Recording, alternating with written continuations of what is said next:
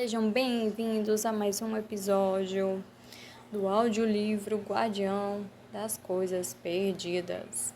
Bem-vindos, Grow Flyers e Girl Flyers. Vamos continuar aqui o capítulo 4.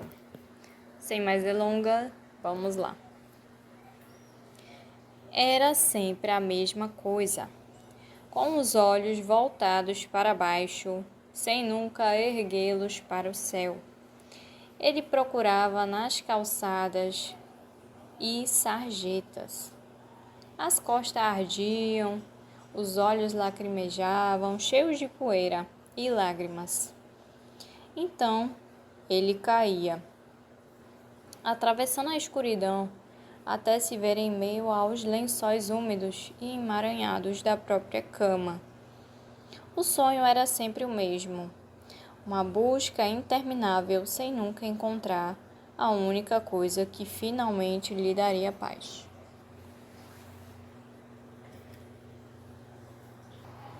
A casa estava impregnada pelo breu suave e profundo de uma noite de verão. Anthony virou as pernas cansadas para fora da cama e se sentou, afastando da mente os restos teimosos do sonho. Teria de levantar. O sonho não retornaria naquela noite. Ele desceu a escada, o ranger da madeira ecoando, a sensação dos ossos doloridos.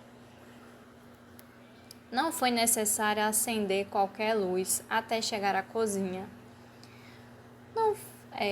Anthony preparou um bule de chá, mas teve mais prazer no ritual do preparo que em tomar o chá, que levou para o escritório.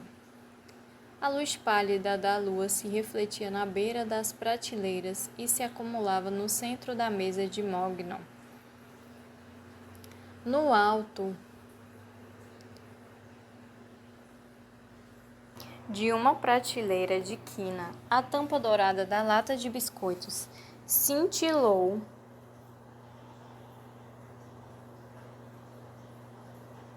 para ele do outro lado do cômodo. Anthony pegou com cuidado e a pousou dentro do círculo cintilante de luz em cima da mesa. De todas as coisas que já encontrara, aquela era a que mais o perturbava. Porque não era uma coisa, mas alguém. Disso ele tinha certeza. Mais uma vez, Anthony abriu a tampa e examinou o conteúdo da lata, como havia feito todos os últimos dias da semana, desde que ele levara para casa. Ele já mudara a lata de lugar no escritório várias vezes. Tinha colocado mais alto ou escondia de vista, mas continuava a sentir a atração irresistível pelo objeto. Não conseguia deixá-la parada. Anthony enfiou a mão dentro da lata e deixou os grãos ásperos e cinzentos escorrerem por entre seus dedos. A lembrança o invadiu, deixando-o tão sem fôlego como se tivesse levado um soco no estômago. Mais uma vez estava segurando a morte nas mãos. A vida que eles poderiam ter levado juntos era uma fantasia autodestrutiva que ele raramente se permitia. Já poderiam ser avós àquela altura. Therese nunca falara sobre o desejo de ter filhos, mas os dois haviam presumido que podiam contar com todo o tempo do mundo. Uma trágica complacência, como se pôde ver. Therese sempre quisera um cachorro. Anthony adiara a decisão pelo máximo de tempo possível, alegando que o bicho estragaria os canteiros de rosas e escavaria o gramado. Ela vencera.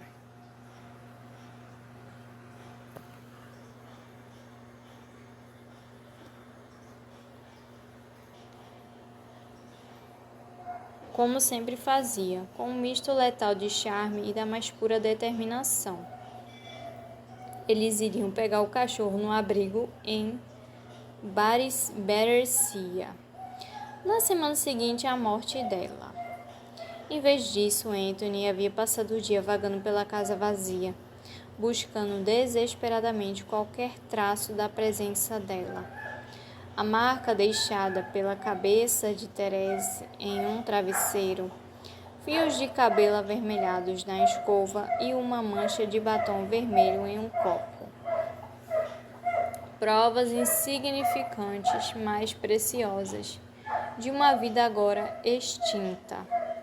Nos meses terríveis que se seguiram, Pádua se esforçara para manter os ecos da existência dela dentro de suas paredes.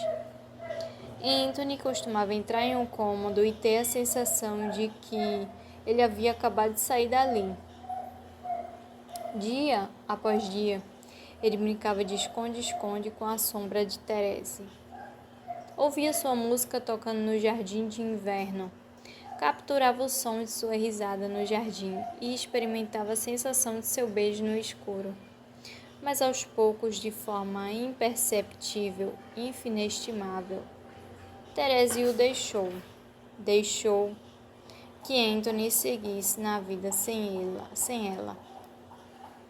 O único traço restante da presença dela, que permanecia até aqueles dias, era o perfume de rosas, em lugares onde o aroma não fazia o menor sentido.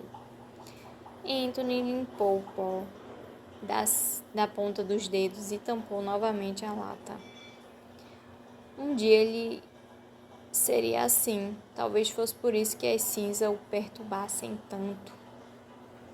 Não podia se perder como aquela pobre alma na lata. Tinha de se juntar a Thérèse. Laura permaneceu deitada, forçando os olhos a continuarem fechados, em uma busca infrutífera pelo sono que não vinha. Dúvidas e preocupações que as atividades do dia a dia mantinham à parte se esgueiravam de volta sob a proteção da noite, desfazendo a trama da vida confortável que ela levava, como traças em um suéter de cachemir. A batida de uma porta e vozes altas e risadas vindo do apartamento ao lado acabaram com qualquer frágil esperança de sono que ainda restasse. O casal que se mudara recentemente ao lado tinha uma vida social agitada, turbulenta à custa da paz dos vizinhos. Poucos minutos depois de chegarem, acompanhados por mais de uma dezena de amigos, também festeiros, as paredes finas do apartamento de Laura começaram a pulsar com a batida intensa do baixo da bateria. Meu bom Jesus, de novo não. Laura se sentou na cama e bateu com os calcanhares contra a lateral do móvel, frustrada. Era a terceira vez naquela semana. Ela já tentara apelar para o bom senso deles. Já os ameaçaram com a polícia. No fim, e para sua vergonha, acabaram reconhecendo a xingamentos. Ela acabou recorrendo a xingamentos e berros. A resposta dos vizinhos era sempre a mesma. Pedidos de desculpas efusivos, entremeados com promessas vazias, seguidas por nenhuma mudança de atitude. Eles simplesmente ignoraram Laura. Talvez ela devesse considerar a ideia de furar os pneus do Golf deles, ou de encher a caixa de correspondência dos dois com estrume de cavalo. Laura sorriu para si mesma, apesar da raiva. Onde diabos conseguiria estrume de cavalo? Na cozinha, ela aqueceu o leite em uma panela para fazer chocolate quente. Usou outra para bater, irritada, na parede, que a separava da festa ao lado. Um pedaço de reboco do tamanho de um prato caiu e se esfarelou no chão. Merda! Laura olhou com expressão acusadora para a panela que ainda segurava. Então ouviu o som sibilante de leite fervendo e o conteúdo da outra panela transbordou. Merda, merda, merda! Depois de limpar a bagunça e de aquecer mais leite, Laura se sentou diante da mesa com a caneca quente nas mãos. Conseguia sentir as nuvens se aglomerando ao redor, o chão escapando sob seus pés. Estava certa de que uma tempestade se aproximava. Não eram só os vizinhos que a perturbavam, também havia Anthony. Ao longo das últimas semanas, algo mudara. O declínio físico dele tinha sido gradual, inevitável com a idade, mas havia alguma coisa a mais. Uma alteração indefinível. Laura tinha a sensação de que ele estava a afastando, como faz um amante desencantado que arruma as malas secretamente, preparando-se para partir. Se ela perdesse Anthony, então perderia Pádua também, e os dois a protegiam da loucura que era o mundo real. Pádua, gente, é a casa, né? Não sei porque se chama assim, tá? Desde que Laura se divorciara, aos poucos e preciosos pontos de referência que haviam determinado seu curso ao longo da vida tinham desaparecido. Quando abandonara a universidade e a oportunidade de seguir uma carreira como escritora para se casar com Vince, contara com a possibilidade de se dedicar aos filhos e a tudo que a maternidade lhe trouxesse. Mais tarde, terminasse os estudos de alguma forma. Mas nada daquilo acontecera e Laura só engravidara uma vez. A perspectiva de um filho melhorara temporariamente o casamento, já os frangalhos com Vince. Na semana seguinte à descoberta da gravidez, ela abortara. Os anos seguintes foram passados em uma tentativa obstinada de substituir a criança que não chegou a nascer. O sexo se tornou um dever amargo. Ela e Vince se sujeitaram a todas as intervenções médicas invasivas e indignas para determinar qual era o problema, mas os resultados foram todos normais. Vince começou a ficar mais bravo que triste por não ter o que achava que queria. No fim, àquela altura, para alívio de Laura, o sexo cessou de vez. E foi então que ela começou a planejar a fuga. Quando se casara com Vince, ele insistira que não havia necessidade de Laura trabalhar. E, quando finalmente ficou claro que ela não seria mãe, a falta de experiência se tornou um problema sério assim que Laura começou a procurar por emprego. E ela precisava de um emprego, porque precisava de dinheiro e precisava de dinheiro para deixar Vince. Só queria o bastante para conseguir alugar um apartamento e se sustentar. Para sair de casa um dia quando Vince estivesse no trabalho e não voltar mais. Então pedir o divórcio a uma distância segura, mas só conseguiu um emprego de meio período com um salário muito baixo. Não era o bastante. E por isso Laura começou a escrever sonhando com um best-seller. Ela trabalhava no romance que estava escrevendo todo dia, por horas, sempre buscando qualquer evidência de Vince.